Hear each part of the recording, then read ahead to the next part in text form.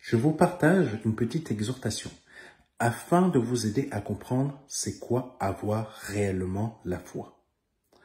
La foi sans les actes ne vaut rien.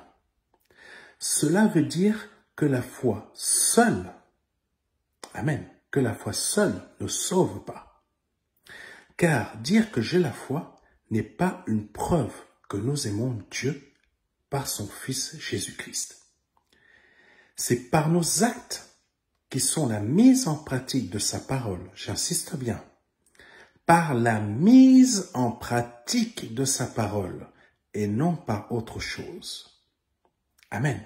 Que nous montrons et définissons que la foi est réellement en nous.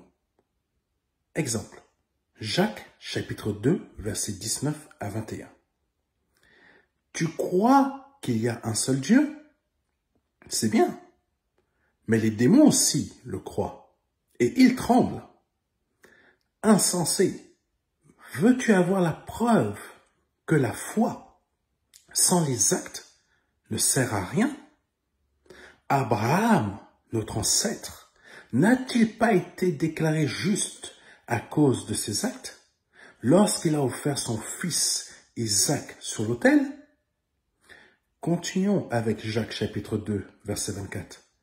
Vous le voyez donc, on est déclaré juste devant Dieu à cause de ses actes, donc nos actes, et pas uniquement de sa foi. Donc ayons le courage d'être des enfants de Dieu réellement, afin de mettre en pratique la parole de Dieu dans son ensemble, ce qui veut dire les sentiments qui habitent Christ, ce que le Seigneur nous demande de faire, aimons nos ennemis comme nous aimons nos proches.